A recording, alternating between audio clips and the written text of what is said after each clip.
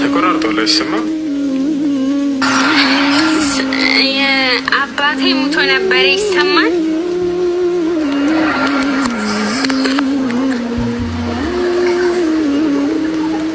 ይሰማል። አላ ቀጥይ። እና እሱም ከሞተ ገና 6 ወር ሆነው እና በሀገራችን የሞተው የገደለውን ሰው መግደል አለ። አሁን እኛ የአባታችን እንድመመለስ እንችላለን ወይስ አንችልም?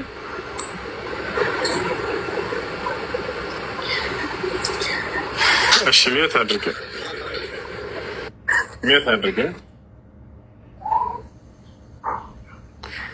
እሺ መልካም። በመጀመሪያ አባትሽን አላህ ይዘንለት፣ አላህ ከቀብር ቅጣት ይጠብቀው፣ ጀነተል ፊርደውስን ይወፍቀው።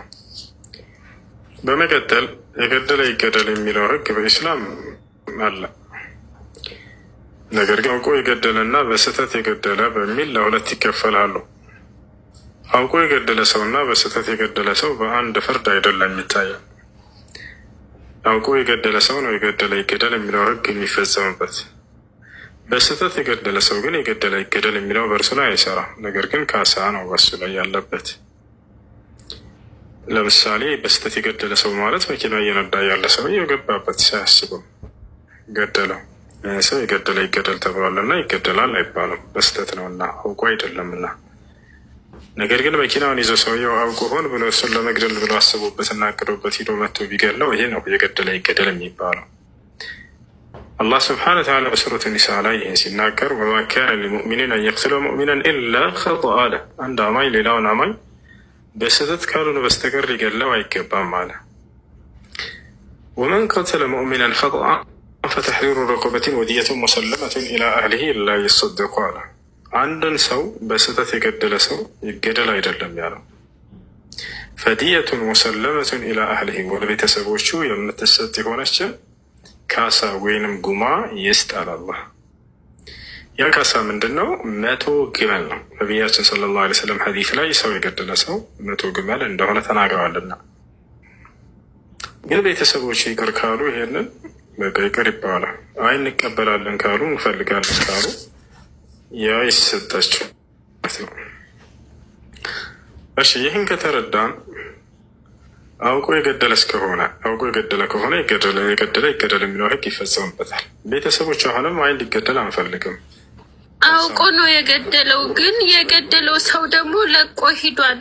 እዛ እሱ ማለት ነው የአባቴን የገደለው ልጅ ለቆ ሂዷል። ያሉት ቤተሰቦቹ ናቸው። ደግሞ በቤተሰቦቹ መመለስ ይቻላል ወይስ አይቻልም? አይቻልም።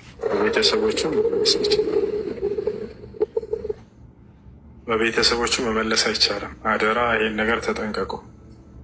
ያ የገደለው አካል ላይ እንጂ ፍርድ ያለበት ሌሎቹ ንጹሐን የሆኑ ቤተሰቦቹ ላይ በፍጹም በእነሱ ላይ መበቀል አይቻልም። ያው ሰው ላይ ነው የገደለ ይገደል የሚለው የተናገረው አላህ ስብሐነሁ ወተዓላ ወከተብና ዐለይሂም ፊሃ አነ ነፍሰ ቢነፍስ ይላል። ያ አዩሃ አለዚነ አመኑ ኩቲበ ዐለይኩሙል ቂሳስ ፊል ቀትላ አልሑሩ ቢልሑሪ ወልዐብዱ ቢልዐብዲ ወልኡንሳ ቢልኡንሳ። ነቢያችን ሰለላሁ ዐለይሂ ወሰለም ላ የሒሉ ደሙ እምሪኢን ሙስሊሚን ኢላ ቢኢሕዳ ሰላስ አነፍሱ ቢነፍስ አሉ። አሰይቡ ዛኒ አታሪኩ ሊዲኒሂ ልሙፋሪቅ ሊልጅማዕ። ስለዚህ አውቆ ሆን ብሎ የገደለ ሰው እሱ ላይ እንጂ ፍርዱ የሚፈጽመው በንጹሐን ቤተሰቦቹ ላይ አይደለም። ያንንም ራሱ የሚፈጽመው ወልየል አምር ነው። የሙስሊሞች መሪ ቁርአንና ሐዲስ የምትተዳደርባት የሆነች ሀገር ለሱ ያመለክታሉ። የሟች ቤተሰብ አካል ይገድሉብናል ብለው በማስረጃ ይቀርባል እሱ። ከዚያ በኋላ በሱ ላይ ህጉን ይፈጽመዋል መንግስቱ ማለት ነው። ነገር ግን ሀገራችን ላይስ እንዴት ነው የሚሆነው ወደሚለው ስንመጣ ሀገራችን ላይ ለምሳሌ ኢትዮጵያ ላይ መንግስቱ ሙስሊም አይደለም፣ ሀገሪቱም የምትተዳደረው በሸሪያ ህግ አይደለም። ታዲያ የተገደለባቸው ሰዎች እንዴት ነው ያን ደም መመለስ የሚችሉት ከተባለ ኢብኑ ዑሰይሚን የተባሉት ለቃሊም እንዲሁም ሌሎችም ዑለሞች እንደተናገሩት ያንን የገደለባቸውን ሰው ብቻ እሱን ፈልገው ይዘው ሌላ ቤተሰብ ሳያውቅ